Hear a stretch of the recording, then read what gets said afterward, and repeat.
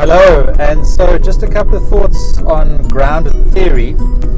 And I use grounded theory in my own PhD to study the human factors of agile software development teams. And grounded theory is often used when you need to study those types of issues, which particularly relate to how humans interact, and when you're trying to understand what's going on in the world of people and relationships and social types of issues. Grounded theory originated in the late 1960s with Barney Glaser and Anselm Strauss, and they developed it through a study they were doing on people that were dying, that were terminally ill in hospitals.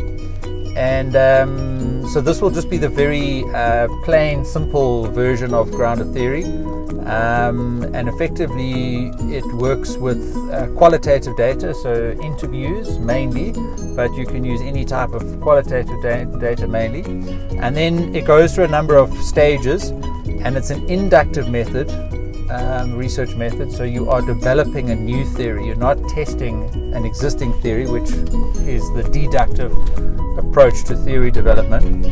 So once you've got your interviews, and let's take that as an example, I won't cover all the different types of qualitative data, you then want to do line by line coding, and you literally go through the transcript of those interviews. And if you've got a software like Vivo, it makes it quite easy. But you then look for incidents in the data that relate to your research questions. So if you've got a specific research question in your mind, you are theoretically sensitive to the data, and as you go through the data, you then flag incidents relating to those research questions. And once you've done that for all your interviews, you'll then start to see categories of those incidents emerging, and you then take those data categories and you start to understand in the next stage of grounded theory, through more advanced types of coding, what are the dimensions of those categories of data.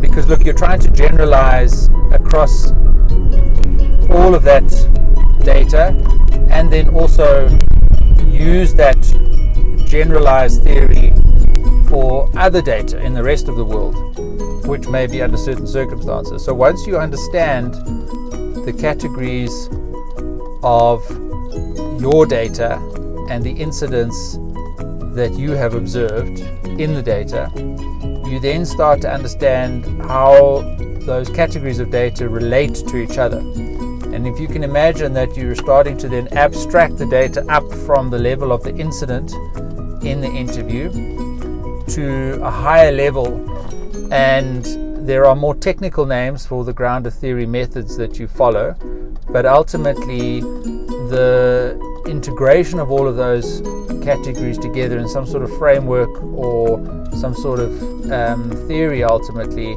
is going to be the output of a grounded theory process. And the reason that it's called grounded theory is that it's grounded in the data. You should always be able to link the theory back to the data. It must be grounded in the data. That's exactly why it's called grounded theory.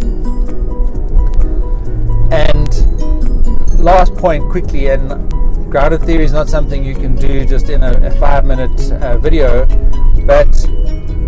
and what I see a lot of people struggling with is, and I struggled with it myself, is how do you then actually create a theory?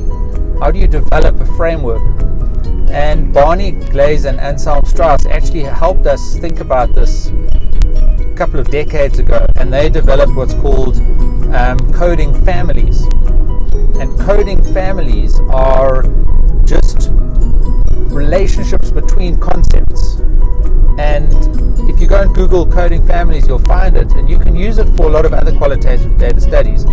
But it gives you different patterns for how categories of data fit together. So if you think about it, you could have a scale, a range, where something goes from 0 to 100, or like I did in my PhD, it goes from -7 to +7. Or you could have a two-dimensional grid where you've got a y-axis and a z and an x-axis, or even a three-dimensional with a z-axis.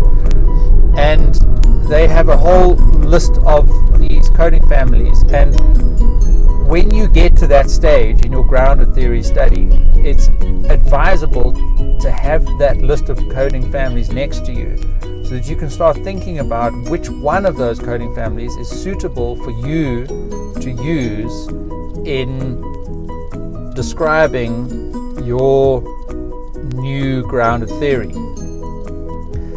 So if you are doing grounded theory in your postgraduate study, good luck. It's a very interesting method to learn.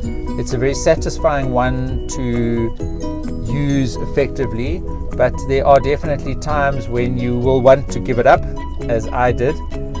And I will put a link in the description to my own thesis where I used grounded theory, and in the methods section there you will see a full description of how I use grounded theory, and it is most probably going to be very relevant to yours as well. But I also have a section on how I specifically applied it to my own study, and you would need to have that as well for yours. But I think there will be a lot that you can learn from and get inspiration from in my own study. And of course, drop me an email if you've got any questions.